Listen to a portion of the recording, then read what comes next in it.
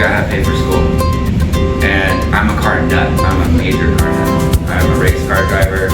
I love cars. I bought a 1999 Honda Passport at the auction.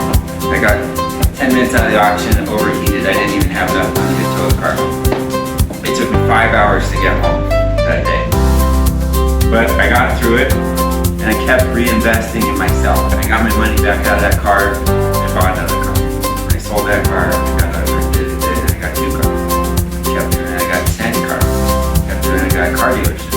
I got 2 car dealerships. I got a paint shop, a finance shop, mechanic shop. I ended up owning and co-owning 15 car dealerships, becoming the #1 independent car buyer in Mountain West. So, I'm a car guy. I got asked by Victor Hansen in 2016. He said, hey, he was my client. He bought all his cars since 2010. I've seen what you've done in this car business. I've got an idea for a startup. I want to start an energy company. I want you to run operations on it. So I said, okay, this is a big change, but what an opportunity to work with someone like that. So I left the car business, which I was making a lot of money in, and went to a startup. With multiplier forces, not 1 and 1 in linear, but exponential growth, quantum growth. Big things that happen. So, started Operations X. I had employed people in the Philippines since 2010 in my car dealership, so I was pretty cutting edge for an entrepreneur in 2010. Crushed it. I could post 300 ads a night, no one else could figure out how to do it. This was before automation, and all the clients came to my car dealership instead of the other one. So I thought, how can I take these resources and help put them into other people's companies so I can help other people like it help me? So I started Operations X, partnered with a guy, 550 people in the Philippines are running medical payment processing, transferred into doing pay full-time employees. COVID hit, no one wanted employees, they didn't know what was happening, but they wanted solutions. We go, Preston, I'm a professional speaker, there's no events anymore. I need to reinvent my company. So I started putting these projects there. I got the people. Let's build your company online. So we started building these online versions of the companies with my people in the Philippines. We started a bunch of partnerships and different things like that. Now I run 21 websites and have a lot of different companies. Some of you here are partners with different things. That's me, but that's the business side of me. So I'm definitely a serial entrepreneur. I'm definitely a business builder at heart. And I'm very good at solving problems. So give me your problem. Because that's what everyone does. They say, how do I do this? And I gotta figure out how to do it. Sometimes it's crazy ideas. I'm an immigrant kid. My parents immigrated to Newark, New Jersey from Portugal when I was 6 years old. I grew up with domestic violence of every possible way you can think of. Suicidal at 16 because I said, well, my mom doesn't deserve it, you know, I can't do that to her.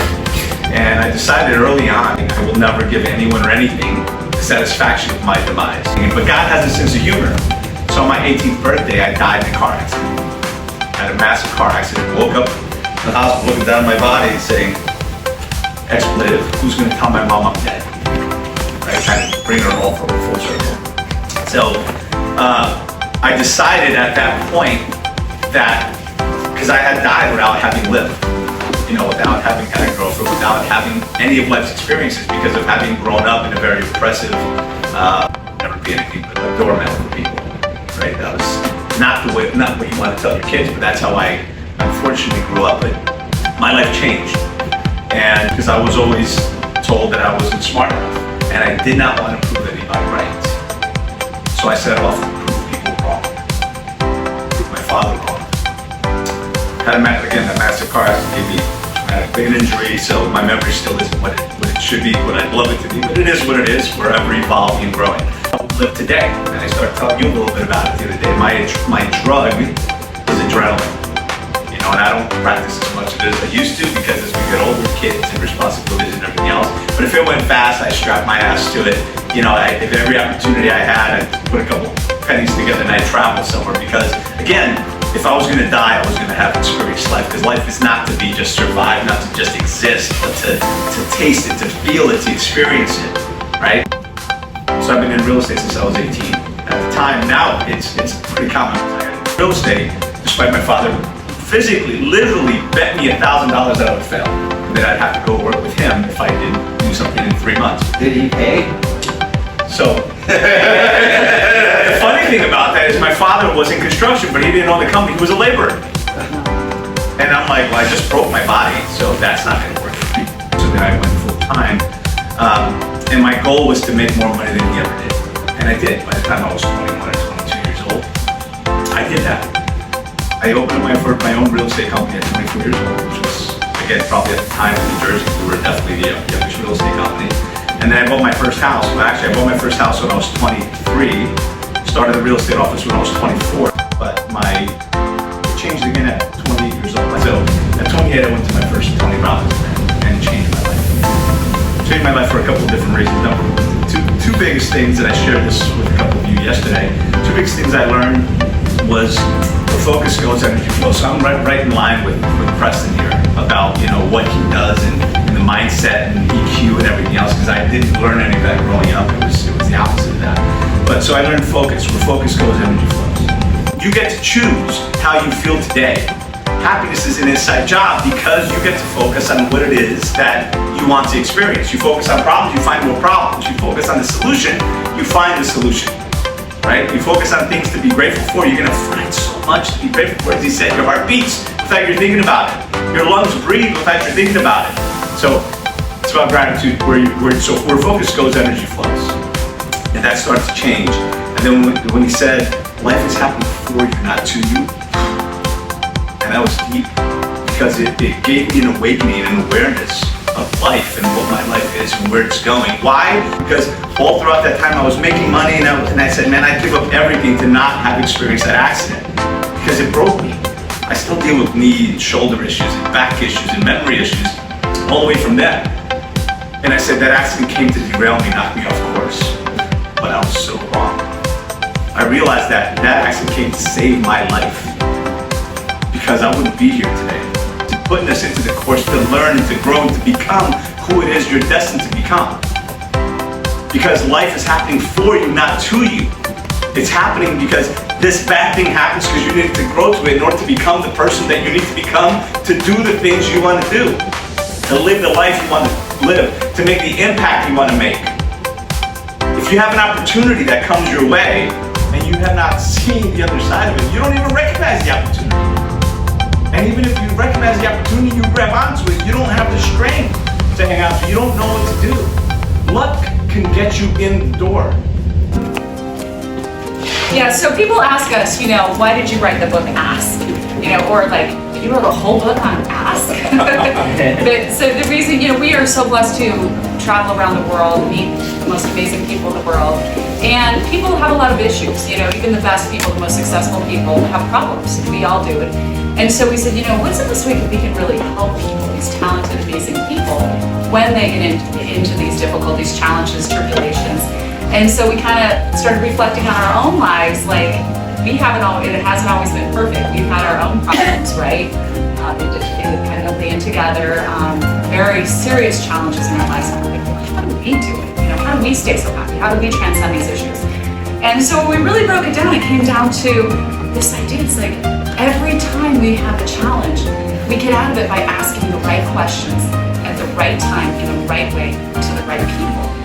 And as we started to sort of peel back that onion a little bit more, we realized this is so huge. It's all about the questions you ask, right? Everything in this life comes down to the questions you're asking yourself, right? So your life basically will be determined by the questions you ask if you think about it and where that leads you. So the cliche that I wrote is the size of your question determines the size of the result. So if you say that bankrupt was Reverend Ike, and we've just finished his biography, and Reverend Ike, I tried to be Bucky Fuller because I've been graduate school with the smartest guy on the planet, Einstein, best student arguably, and we can discuss that, but that's not today. And I said, what if I go bankrupt? So I checked the biggest library in the world, New York Public Library. Go ahead and check that book out, How to Go Bankrupt by Yourself. Well, it was my best words experience. It's got me out of that into speaking and writing. And so we're teaching the size of your question. If you say, how am I going to make 100 grand? That's all your subconscious will figure out, because it's teleological. That means you set a goal, you get a goal. But if you say, how do I make $1 million a year? Or how do I make 10 million? Subconscious doesn't care. That's why I was walking over, and you and I were talking about Esther, and Esther says, well, it doesn't take any more. It's really that reflective journey that's so important, because so many of us, like, life is happening so quickly, we don't take the time to just be still and ask ourselves, listen for the answers.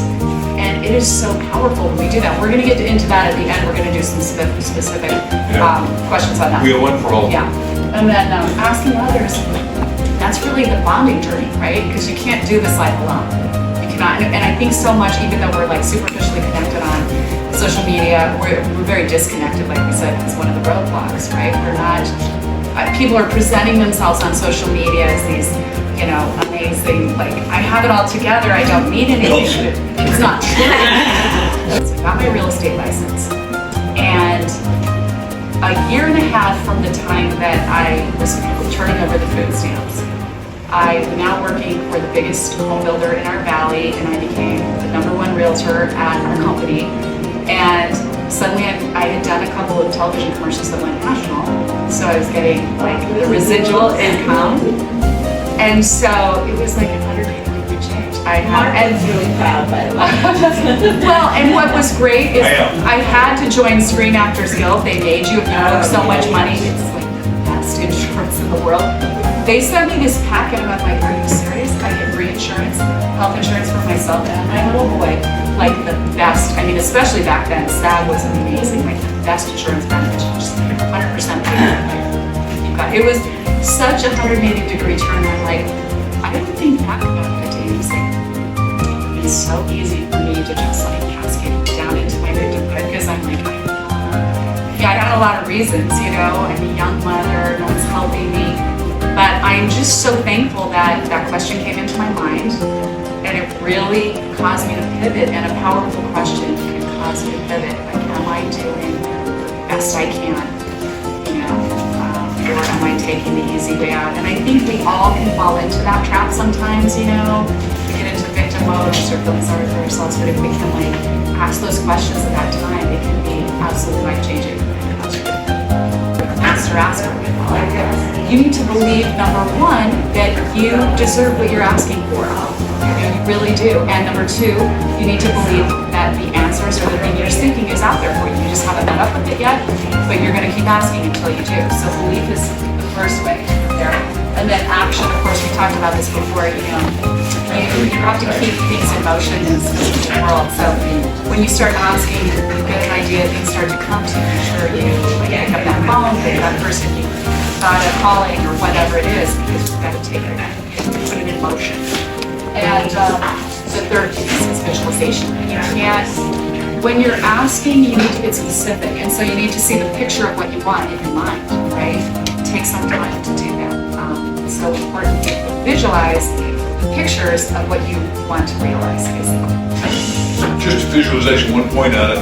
When I was going to Reverend Knight's church for 7 years in New York, I go see Teal in the morning, this guy who wrote Power Positive Thinking, and then Reverend Knight does the best visualization on YouTube. I mean, he's dead. He passed away in 2009, of course, we wrote a book, but you really need to watch his visualization, because he really takes you into, you close your eyes, open your eyes, go inside the secret place of the Most High, which is what Christ did, right? He says, go inside the secret place, shut the door on doubt and fear. I mean, Christ is very clear in the New Testament what you're supposed to do. Only Reverend Knight taught it. I grew up I had to go to Lutheran Church and Baptist Church every Sunday. His mom was one, dad was the other. And they're boring and all that. And relative to Ike, I mean, here's this flamboyant guy that never wore the same suit twice. I've been 4 marketplaces, I'll tell you, but one was the life insurance business. We're going to have 11,000 people in Washington, D.C. in life insurance business, and 15,000 in April 27th and 28th in Florida. These are big places that sell a lot of books to kickstart your book. He calls up and says, whoa, COVID happened, and no bookstores are taking books, and you guys are SOL, situational luck, I'll do good language. Situation. And we were stuck, and we said, whoa, whoa, whoa, whoa. He said, no, we're not gonna publish this. I said, no, Anthony, that isn't the way we play. I said, I've taken every problem, bankruptcy, upside down, divorce, all kinds of stuff. I get to turn it around 180 degrees. Let us handle it. He said, are you sure you and Crystal can handle it? I said, no, she can. She will figure this out. No, but it turns out it was the right time to release the book because people needed, right? We were all stuck at home. We were scared. We were terrified, right? And it was the very time we needed to start asking questions. We needed to go inside to that quiet place and really start to figure out what was what. And I think so many good things came from that, as much as we all hated the lockdowns and things like that. It's just there was something that happened, I think, to people internally that made us realize a lot of things. And it was the perfect time. We were on so many podcasts. I want to add one thing to what you said. So remember, there's no talk. We can't leave our house, and thank God for Zoom. I mean, the only thing the mistake we made is not investing in Zoom, which all of us should. Anyhow, so whatever I'm like, I didn't counter up. I didn't know they were public. Sorry? I didn't know they were public. Yeah, they are, and you would have been really rich, like 1,000 times rich. Anyhow, so we're on Zoom, and we find all the top podcasters, and I'm going to be on the cover of Podcast Magazine here in another month. So, and there's like 2 million podcasters in America, and what I'll teach you when we get the books is you want to go into big podcasts only if you can, because there's some of these guys, like we're on a show with 2 million people, 10 million people in Vietnam. And people say, well, why would you do it? And we're in with 200 million people in Nicaragua, and LA is coming to visit, I forgot to tell you, in April. Nigeria.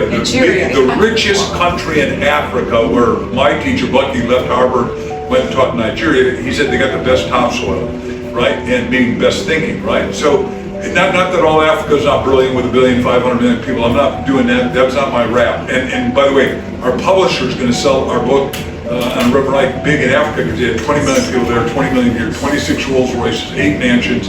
You know, but he was really a supernatural healer, which is what really, thank God, Crystal saw that. And Anthony says, okay, if you guys are sure, we'll do this. We got the best editor. Just, it's amazing. And the whole family did it. We got to open up the Smithsonian Institute in the biggest black museum in Washington, D.C. By the way, I can't go backwards in time, so if it's 8 weeks, I can't tell you. The point I'm making here, on Stuck, he said there's no way to sell it, and we sold a gazillion books on podcast, because podcast is a new radio, it's the new TV, and it's going to be more bigger in the future, certainly. No, you're good. So, you know, it's funny because we come into this world, all of us do, as these beautiful little uncorrupted askers, right? As children, we are not afraid to ask who, what, when, where, why, how, right? Every second. And we're also not afraid to ask for more, right, Brooke? we come entitled, like, we know how special we are, you know, and then it's like, depending on how you're parented, what happens in your school years, you know, you're told like, be quiet, stop asking so many questions, you know, don't ask unless you're called on. And then you go to work and your opinions aren't valued, and you try to ask questions at your job, and again, you're shut down. And so over time, that beautiful ability to ask questions literally gets squished out of us. And, you know, we find ourselves as full-grown adults scared to ask, know everything. And because we'll never stop learning in this lifetime. That's how children evolve so quickly, right? But then we stop doing that because we feel ashamed, and we need to keep doing that, you know, because we'll never have all the information we need. We'll never have all the experiences we need. So we need to just keep going and keep asking. And yeah, I mean, it's part of the human spirit. Yeah. So you want to talk about it? So we interview all the best askers in the world. I'd written a previous book to this called The Aladdin Factor, which when Jack and I got turned down 144 times for chicken soup, we had a great agent who fired us, and that cost him $15 million because we did $2 billion in retail and $1 billion in licensing, because I created licensing. But we're with Berkeley, and the lady says, well, Mark, you wrote this book called Dare to Ask. You sold 360,000 copies on the platform. We'll take it, but you got to do a series. And luckily, Jack and I had set my jacuzzi drinking booze and wine, actually. And one night, we brought 134 titles we wanted, some of which were very colorful, because Dr.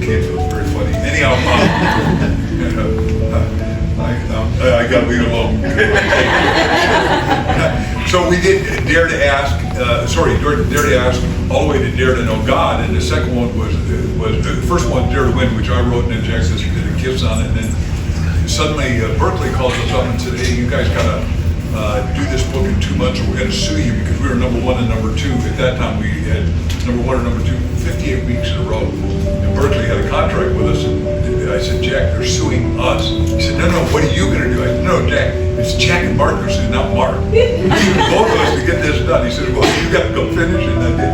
Anyhow, so long story short, but then we came up with this book. We said, what are the obstacles? We put a person and a story with everything, with unworthiness, we think is the priority, and obviously I'll do the abbreviated story, but Bob Proctor and I own 2 great companies. We got the 3% Club and $1 Million Forum. And Bob used to, just very abbreviated, comes out of the Navy in Canada, he's in Toronto, is earning $4,000 a month, owes $6,000 a month, sitting in the bar with other firemen, and looks around and goes, God, I'm drinking every night and I'm useless, this isn't what I want. And he goes, the richest guy he knows, Ray Stanfield, who's a good friend, says, what did you do? He said, you read Think and Grow Rich and you really own it. Bob read that every day of his life, sort of like a Bible, got out of unworthiness, starts washing windows, and the guys at the fire station made fun of him. So he said, well, you guys keep making fun of me, I won't hire you. And I'll make all of you rich. He said, I made $25,000 the first month. They made $175,000 first year. Second year he made $1 million. He was washing windows and hiring the banker and everybody to wash windows at night in commercial buildings at 5 o'clock in the morning. And he made everyone rich in Toronto and then in Montreal and then in Atlanta. So the point is, every one of us has got to work on our worthiness every day. All of us can get slapped in the head innocently, naive, and take Crystal to a huge story in a second about the wonderful, I won't give the end. Doubt, all of us have doubt, and what you gotta do is you gotta step on all your fears. Napoleon Hill wrote all the fireside chats, you know, and confront you for FDR. Confront your fear, make it disappear. He wrote us out of the depression, 29th, 30th. Excuseology, got a great story about my own brother who goofed up with that one. Fear, you know, you confront fear, make it disappear. We said pattern paralysis, where you keep doing the same thing, expect something new. And disconnection, unfortunately, our kids think they're connected because they're on the phone. We've been to China 88 times over 20 years. I was there more than her. I wouldn't go now because I don't like the CCP. The people of China are wonderful, wonderful, wonderful. CCP is dangerous. But everybody in China, we're walking down the street, and we always got rid of their own Bentleys and Rolls Royces, and they always have 2 phones, and they're walking with us, and I go, what? And then the guy says, he drives us in his Rolls Royce, and says, I'm going to take you to an American breakfast. But damn, I don't want to go to an American breakfast. We got really good food here, and he takes us to McDonald's. I couldn't tell him. We don't eat McDonald's when we're home. Crystal, you want to go through naivety? No, so it's just important to look at all the. No, I'm going to start my own publishing company. Goes down to Nashville, starts. From asking for what you need, what you want, what you deserve, right? And we all have them. And you know, when you start to go through them, you understand which ones you have. I like to let me just talk about the naivete one, because I tell the story in the book how we hired, when my kids were very young, we hired a woman from the Philippines to help take care of them. And Melda would she'd make all this great food for us every day, and she's just so loving with the kids. Preston loved her pants, and she'd make it for him anytime he asked. And so she even made it for your school one time. Yeah. But one day she showed up with this fruit. I did a project in 6th grade on the Philippines. Yeah. Authentic food. Authentic real food. She was so adorable. Anyhow, so she shows up with this fruit. She cuts it on a plate for me one morning. And I already traveled all over Europe and everything. I thought I was so worldly. She's like, try this. And I said, what is it? And she goes, this is the best fruit I've ever tasted. And she goes, it's mango. And I go, mango? How come I've never tried a mango? I felt so stupid. I'm thinking, where should we get it? Like, she ordered it from the Philippines. She goes, at the grocery store. And I'm like, I missed that at the grocery store. But you know what? It's like, I'm naive. We're all naive to what we don't know, right? So I was a girl who was raised in Idaho with a lot of potatoes, but no mangoes. And so, you know, it's so easy for us to just pass by all these wonderful things in our lives because we don't having experience with that person, or that maybe it's an opportunity that we're just walking by. Maybe it's someone who could be your next best colleague or friend or whatever, and you just, because it's not your own experience, you just walk by it. And so it's so important for us to think about what we're naive about, right? And open our minds more, just like the curious child, and wonder more about people and things and opportunities. And so that's a big one. That's a big roadblock to asking that I think people don't think about very often, in addition to all these other ones. It's really that reflective journey. It's so important because so many of us, like, life is happening so quickly, we don't take the time to just be still and ask ourselves and listen for the answers. And it is so powerful when we do that. We're going to get into that at the end. We're going to do some specific questions on that. We have one for all. Yeah. And then asking others, that's really the bonding journey, right? Because you can't do this life alone. You cannot. And I think so much, even though we're like superficially connected on social media, we're very disconnected, like we said, it's one of the roadblocks, right? We're not, people are presenting themselves on social media as these, amazing, like, I have it all together, I don't need anything. It's not true. So I got my real estate license, and a year and a half from the time that I was turning over the food stamps, I'm now working for the biggest home builder in our valley, and I became the #1 realtor at our company. And suddenly I had done a couple of television commercials that went national, so I was getting like the residual income. And so it was like a 180-degree change. Martin's really proud, by the way. Well, and what was great is I had to join Screen Actors Guild. They made you, if you work so much money, it's like the best insurance in the world.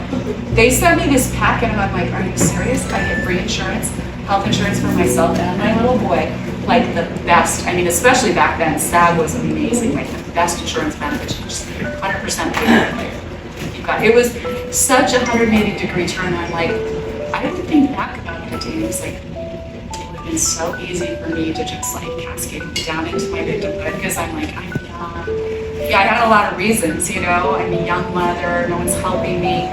But I'm just so thankful that that question came into my mind, and it really caused me to pivot. And a powerful question can cause you to pivot. Like, am I doing the best I can?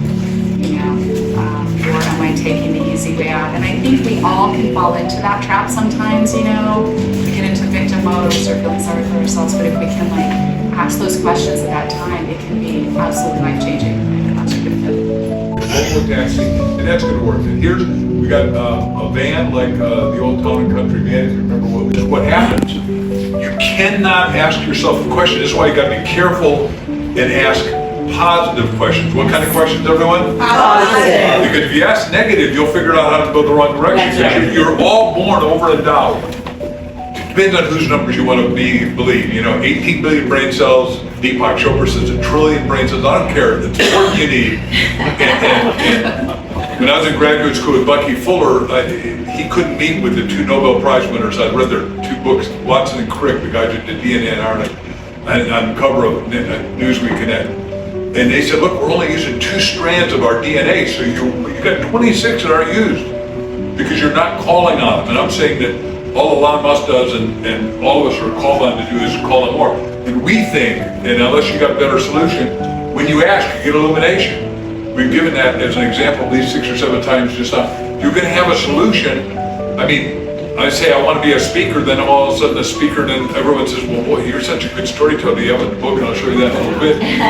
Insights. If you keep asking yourself questions, you're going to grow in your insights. You're going to have breakthroughs. And when you have breakthroughs, we can break through everybody else. And because some of you are talking to me outside, I'll just do this real quick. We all see the media saying where the breakdowns are, but my opinion, back to Elon Musk, he's got 40,000 satellites in the air. He's creating a brand new Pi Tesla phone, which is going to call all the way to Mars, according to him. He wears it. Some people don't know who they are because they haven't gone up. Investing in a person to sit there and coach me. I wish I knew that. I wish I knew that 20 years ago. If I would have had Sharon Lechter 20 years ago, I would have been rolling. Right? Like, if you got the right mentor from a right age, you're going to accelerate so much faster. They don't tell you that in the educational system. So I'm telling you that from a professor, from the highest level of academia, you need a mentor. That was the best investment. I could have spent let's just say 10 grand. 10 grand for Sharon was equivalent to maybe $300,000-400,000 of educational system. Yeah, absolutely. Now catch 22. At 20 years old, I might not have been ready for the lessons that Sharon was giving me. So mentally, I could have been wasting money because she's telling me stuff, and all I'm thinking about is hanging out with my friends. You know, so like the mindset wasn't there, so I'm wasting her lessons that she gave me because I'm not reading through what she's saying. I got an hour where it's costing me a lot of money. I better pay attention to everything she's saying. And if I can't get what she's saying, man, I'm wasting a lot of money, because especially at 20, that's a lot more to me, right? Mentor's important, but you also got to experience to find yourself first. See, I found myself. That's why it was easy to quickly translate what she was telling me. Go on Clubhouse and make a success of it. Because I already found myself. Finance is the science of the management of wealth for individuals, groups, or organizations. When I had that definition, I said, all right, well, then what does economics do? Because I have to define economics, even though I'm not really an economist. But they're attached to the hip. Economics came first. I better figure out this definition, make sure that I don't overlap and have an issue with my definition, right? So to make sure it works, I tested it by creating economics definition, which is the same thing, except for one thing. It's the science of the management of wealth for nations or its divisions. That's when I realized Adam Smith, the founder of economics in 1776, knew it all along. He wrote the book called The Wealth of Nations. So these slightly changes of definition is very important. You see, these two sciences are very similar. They both manage wealth. But the focus is what is extremely different. Well, in finance, it's individuals. It's Tony Rodrigues. It's Michelle Esther. It's Bobby. It's all you folks. Individuals, one by one. It's groups, chess clubs, mastermind groups. It's organizations, as small as mom and pop shop, as big as Coca-Cola. That's all finance. They're managing wealth for individuals, groups, organizations. Economics is management of wealth for nations or its divisions, cities, states, federal, etc. That's economics. Why is it so important, the definition? Because this time right here is the reason, actually it helped my work, because it expanded. And sorry folks, I have a little bit of a cold from the coming here to modern finance was really developing in the late 50s, early 60s. But at the same time, here's the money correlation. It's not just academics. Remember I told you earlier about academics not having quite as much value unless you apply it? Here's the application. You put science to diversification, one of the biggest concepts in finance, and at the same time, the company I work for, Vanguard Group, Jack Bogle, was creating the 500 index. The 500 index fund is a very unique concept, and now it controls the world. You guys don't understand that you're being controlled, and 80-90% of the world is being controlled by probably under 10 companies. 50% of the world is being controlled by 2 companies. One I worked for, which was at the largest investment company at the time. The second is BlackRock, which is now number 1. The idea was born in finance. Diversification, we create a mutual fund of 500 investments, of the top 500 investments. And you want to put your money in an IRA or your retirement account, it goes into this kind of mutual fund. It's low fee, all your risk is spread out. Now, in the industry, it's trillions of dollars. The whole world. Think about the world in terms of monetary wealth. About almost all of it is in these kind of funds. And if you don't understand what mutual funds are, I definitely encourage you to start looking into it, because finance is the quintessential explanation, the history of it, of what you put the concepts to use, because everything from the beginning of it is now applied outward. Okay, so that's the necessity of finance, folks. It's necessary. That's a little bit of the history there. And the second book I wrote, The Most Important Lessons in Economics and Finance. Basically, I boiled down thousands and thousands of lessons, let's just say from the past few thousand years, and I put them into 218 principles. And I think Mark talked about this. I know Jack told me, Jack Canfield, when he first read the book, he goes, because he's got a book on principles. He's like, principles are timeless lessons. It's different than rules. rules are made by humans. I don't really need to write any more books for the rest of my life. I have literally hundreds of books I could have wrote, but when I realized that last book something wasn't working, it wasn't getting out to the masses, I stopped writing. I stopped writing because I realized I have to figure out what the problem was. You know what the problem was? I wasn't a marketer. Which in the field of biology is really the greatest scientific art of evolution. And that's what helped make a lot of my mental thought processes. And I don't want to get into that here because we can talk literally for hours about those conclusions. If you really want to rack your brain, and Preston will love this. I don't know if you know, if you read it, but chapter 37, Evolution of Evolution. Where, you know, it's funny, I published that early 2016, and it's all coming true now. Change can happen. It can even happen for change itself. The greatest laws in the universe, not rules, actual principles, can change. Evolution can change. The principle of evolution is changing right now. And I'm kind of a control freak. Any other control freaks here? A couple people admitting that. What about a few of you didn't raise your hand are controlling yourself, right? And so I had a client at 25 asked me to leave public accounting and go with him. And I went back to my condo. And back then, this was before PCs, before cell phones. I know, dinosaur days. Use the old yellow legal pad. Yes. Pros and cons. It didn't help me a bit. I could argue both sides. But my hand took off across the top of the page and said, why not? And that is still my mantra today. Why not play the new path? Why not solve a problem? Why not serve? And why not chart a new course? And in doing that, that's a very entrepreneurial mindset. A lot of us ask why, and you're expecting somebody to give you an answer. That's from outside. When you say why not, it comes from within. And when people say find your why, that's your passion, that's different. But you know, it's really something that I've never looked back. I've always known that this was for me to be able to solve problems and serving needs. And so I said, my first entrepreneur, that's what was a women's magazine. I was doing some sales when you sold that to work people in magazine.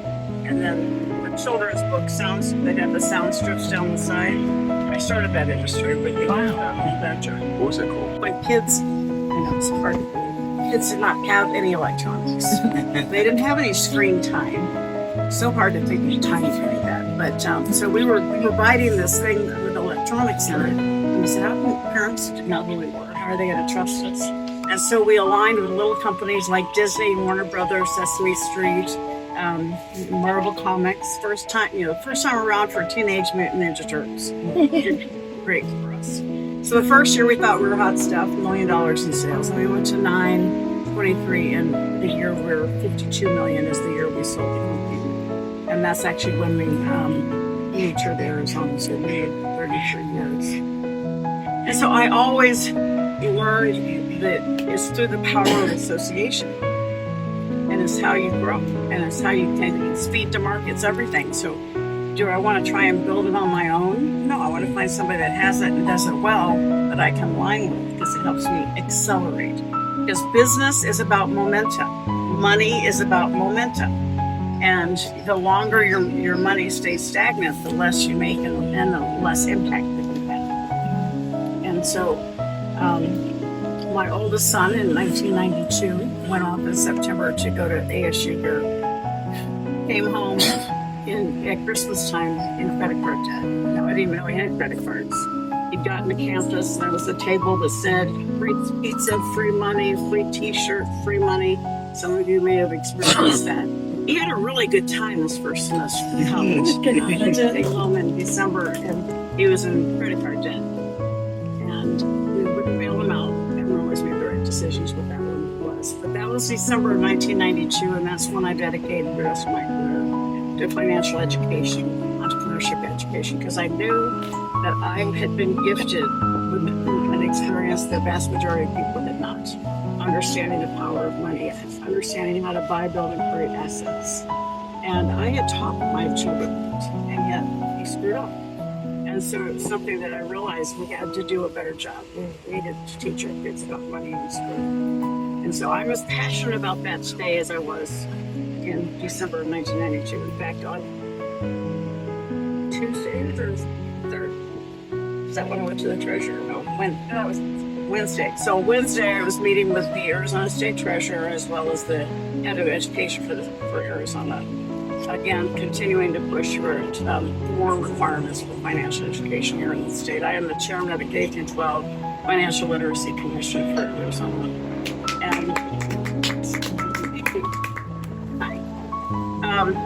And this was so hard to believe, before the internet, before Amazon.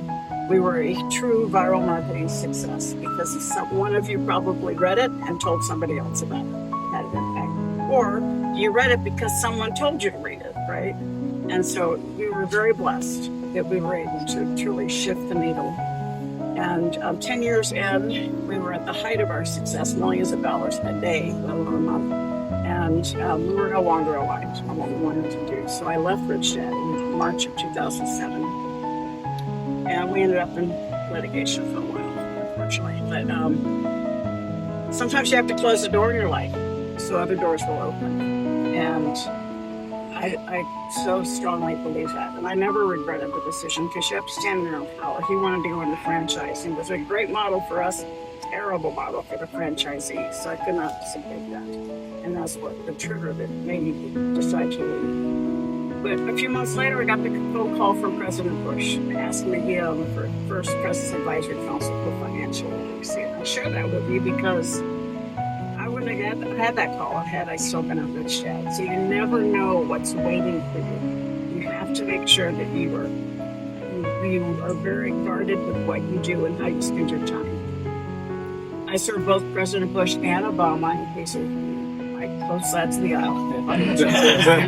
It was a nonpartisan issue, or should be. And then in March of 2008, if you guys remember what the economy was doing back then, I got a phone call from Don Green, who's the CEO director of the Napoleon Program. You know, I read Think and Grow Rich when I was 19. How many of you have read Think and Grow Rich? You see, okay, almost everybody. Fantastic. If not, I suggest putting it on your reading list. But he called me because we knew each other because we would be in booths next to each other at book fairs. So we got to become friends. And he had just found that I had left Rich Dad. And he asked me to step in and help re-energize Napoleon Hill's teachers for the modern reader. Because many young people, and my definition of young is getting older and older. So under 50, didn't know Napoleon Hill, didn't know Think and Grow Rich. But they knew his work. Napoleon Hill's the one that coined the term mastermind. That's what we're doing this week. He talked about pay yourself first. That came from him. The concept of the law of attraction actually came from Napoleon Hill, not Rhonda Byrne. And then he talked about whatever your mind can conceive and believe, you can achieve. And all of that. So a lot of people know the impact of this work, but did not realize it came from him. So I had the incredible honor to not only have built the largest personal finance brand, but to step in and revitalize the world's largest personal development brand. My first book was 3 Feet from Gold. Anybody read that? Great book. And Outwitting the Devil. How about that one? Yes. Outwitting the Devil. Thank you. And then Think and Grow Rich for Women, which I highly recommend to both women and men because it helps the men understand how we think. It's just a little different. And then Success is Something Greater. And so, yes, I am known as an author because I'm in my 28th book right now, and we've sold over 35 million books. But I'm really an entrepreneur. I just use books as my way of reaching people because my husband and I are superpowers as it relates to teaching people how to create passive income, how to create assets. My favorite word on earth is asset. Say asset. Asset. Say it with a smile. Asset. Okay, and then my tagline is assets are sexy. So say that. Should have filmed her. Yeah. That's what I want you to do. Say it again so they can all see. I want them to do the same thing. Assets are sexy. Oh, yeah. Oh, yeah. There you go. Right on your team for company's liquid gold assets. Oh, yeah. You're speaking my language. The older you get, the sexier they become. Amen. Other assets start drooping. It's really important. And that's what gives you financial freedom. So you are financially free. You write this down. You are financially free when the income from your assets exceeds your monthly expenses. It's just that simple. And it does not have to be millions of dollars. When I met Robert Kiyosaki, he lived at the Point in Phoenix in a 2-bedroom condo, and he owned 2 small apartment complexes. You can talk about it in Retire Young, Retire Rich. He was making $100,000 a year in passive income, and his expenses were between $30,000 and $35,000. So he was financially free. That was the message that was so important for me to get out. That was the essence of what we taught in the game Cash Flow, and that is the essence of what I teach now. Our second book was called Cash Flow Quadrant. How many of you are familiar with that? A couple of you are not. All right. Imagine a quadrant like this. Okay? And on the left side, the top left is E for employee.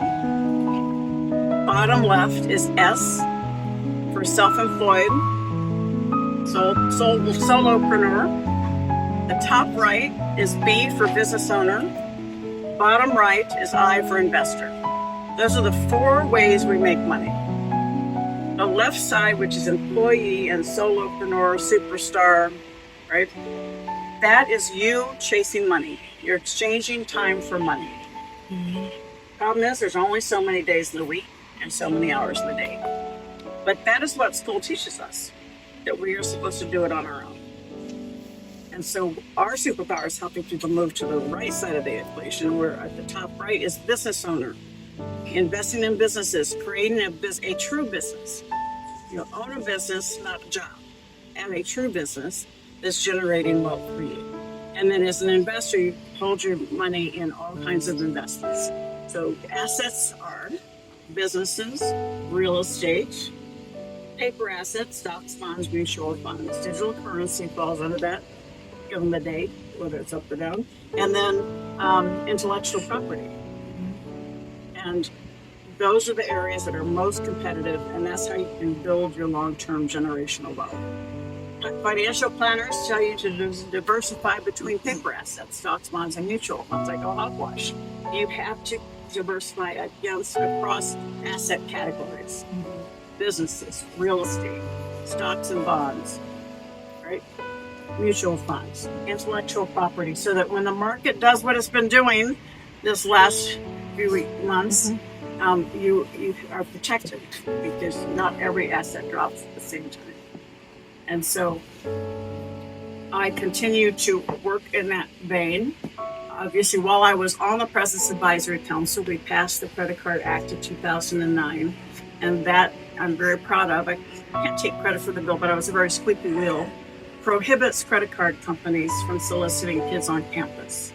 And so that was my full circle of where my passion started, and we were able to do that. So still today, if you went to college since 2010, you probably were not approached for credit cards. You still got solicitations in the mail, but they could not be predatory on campus, and I'm very proud of that.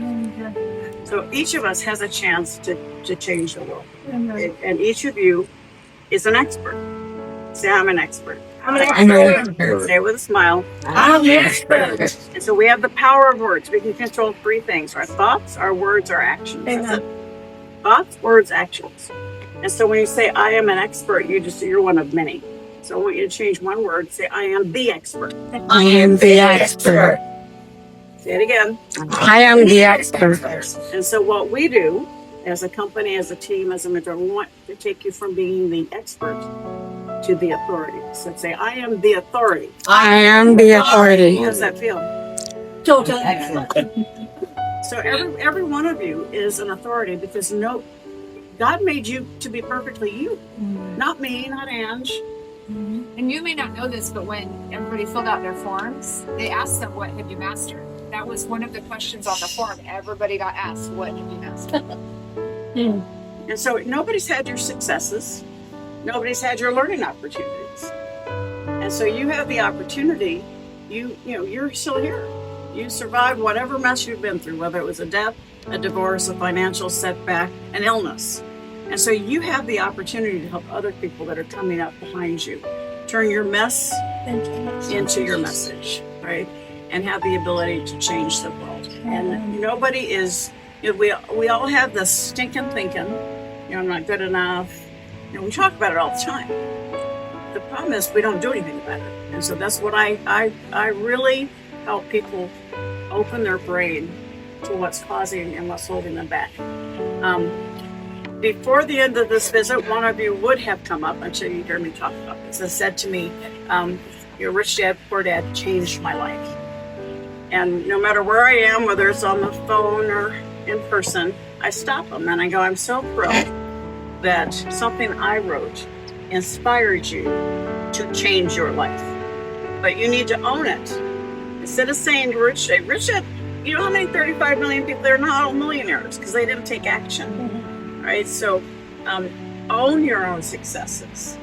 And this is a big difference between men and women. You guys are fine at saying you're an expert. We will say, I'm pretty good at it. I'm pretty good at it. And then you go, what a shriek. And I went through that too for a long time. I had to teach myself. Sometimes you start laughing when you say it in the mirror.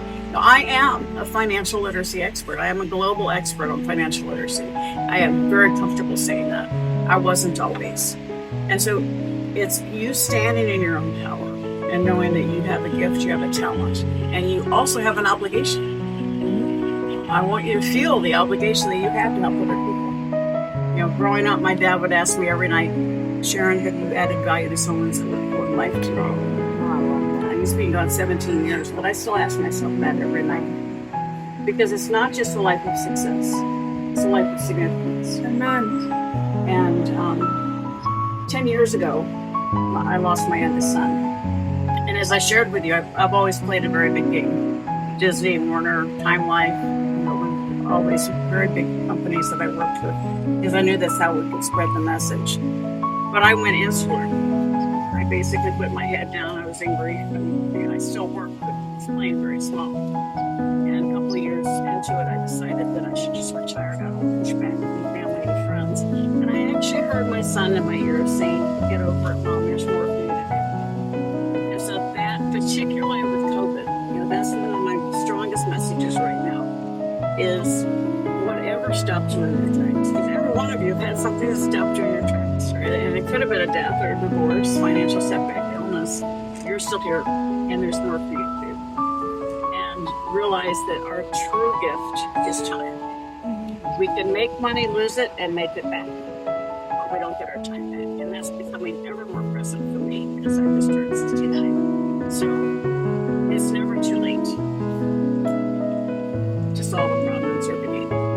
When I get mad about something, I start a new company. So when COVID hit, I was absolutely distressed about all the negativity, because one of the things we teach in Outwitting the Devil about fear is your environment. And if your subconscious is constantly being bombarded by negativity, you become negative. And so I started a new initiative called ATMs, Abundance Tips and Mentorship, daily ATMs, taking a twist on bank deposits. But this is a mental deposit, a positive message every morning where I share things about money, things about focus, things about other areas of mentoring and supporting your life. And really starting your day off with a smile and realizing that you're in control of your thoughts. But if you got, I used to have the news running in the background all the time. And then I found myself really edgy. And so I turned it off. I don't even watch the news anymore. I check in every day and see what's happening, but I'm out of there. Because it's, the negative influence we have in our world right now are just horrible. So we need to find and amplify positive messaging. And that's my goal as well.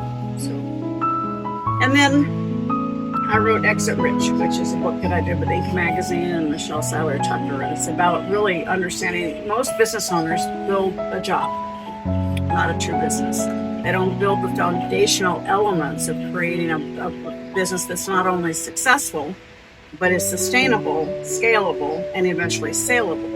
Now you can also still own it and exit rich. You can also bring in the right management team and get your time back. But the vast majority of business, 85% of businesses that try to sell themselves, because they've not been built appropriately. And so I'm really, and I know you are all getting a copy. Yeah, we bought everyone a copy of the book, Exit Rich. So you all get one Yes. today. I forgot to put on the sweater. I got that green shirt on. Like, look it up. Oh, yeah. I mean, building up to something wasn't good into it. I mean, what the hell? Camelback now. I mean, fun. That's really fun. Yeah, like I was here in 1985. Yeah. Where do you live? Or just again? I was Pickles. Hello. This is for Instagram. Where the heck are you guys? We're Camelback Mountain. And retreat! Woo!